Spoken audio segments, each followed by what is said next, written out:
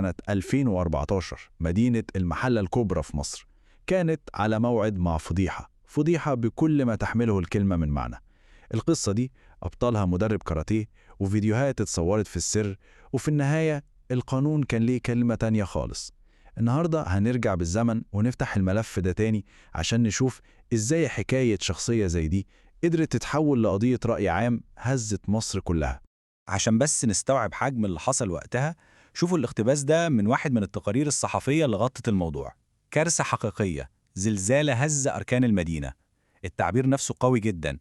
الموضوع يا جماعة ما كانش مجرد إشاعة أو كلام بيتقال في السر، لا ده كان حدث هز مدينة المحلة فعلا، وصدى الزلزال ده وصل تقريبا لكل بيت في مصر. طيب إيه بقى أصل الحكاية وإزاي الموضوع وصل لكده؟ عشان نفهم لازم نرجع خطوة لورا، نشوف مين هو بطل القصة دي وإيه هو المكان اللي كان المفروض يبقى مكان الرياضة لكنه تحول فجأة لمسرح فضيحة مدوية. كل حاجة بدأت في إبريل 2014. فجأة كده بدأت فيديوهات غريبة تنتشر في مدينة المحلة. الفيديوهات دي كانت بتتسجل في السر ومحتواها كان صادم، ومع انتشار الموبايلات والفلاشات الموضوع ما خدش وقت خالص. الفيديوهات دي كانت بتتنقل من موبايل لموبايل، وفي ظرف أيام تقريبا ما بقاش في حد في المدينة كلها ما سمعش عن فيديوهات المدرب. طيب خلينا نلخص أطراف الفضيحة دي. الشخص اللي بنتكلم عنه هو عبد الفتاح الصعيدي، كان مدرب كاراتيه وعنده 44 سنة وقتها، والمكان ده كان صالة تدريب هو مأجرها جوه نادي بلدية المحلة.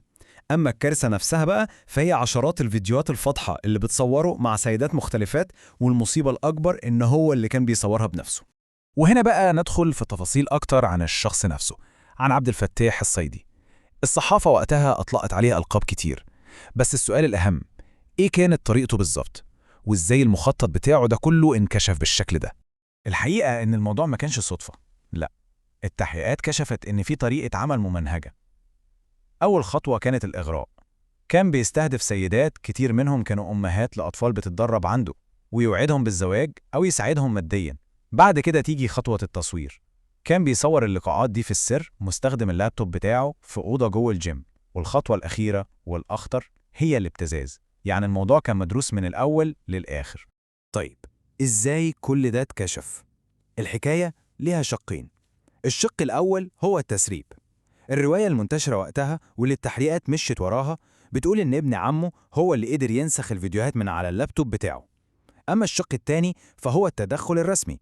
لما الفضيحة كبرت، إدارة نادي بلدية المحلة لقت سمعتها في خطر، فقدمت بلاغ رسمي للشرطة، وبناء عليه الشرطة اتحركت وقبضت على الصعيدي وهو قاعد في كافيه. رد فعل الصعيدي نفسه لما اتقبض عليه كان أغرب من الخيال.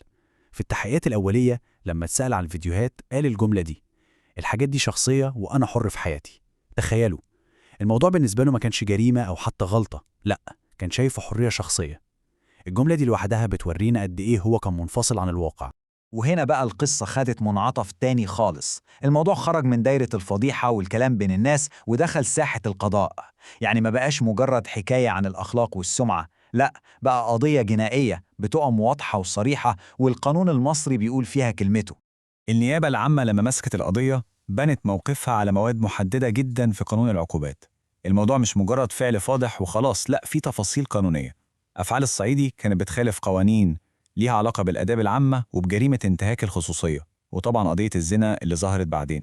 تعالوا نبص على التهم دي واحدة واحدة عشان نفهم الأساس القانوني. التهمة الأولى كانت إنشاء ونشر مواد مخلة بالآداب، ودي بتدخل تحت طائلة المادة 178 من قانون العقوبات. التهمة التانية ودي خطيرة جدا هي تصوير الناس في مكان خاص من غير موافقتهم، ودي ليها مادة لوحدها هي 309 مقرر.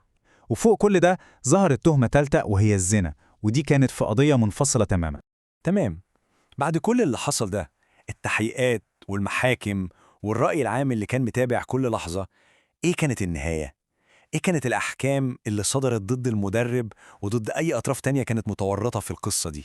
الإجراءات القانونية على عكس المتوقع كانت سريعة جدا. خلينا نشوف التسلسل الزمني. في أبريل 2014 اتقبض عليه.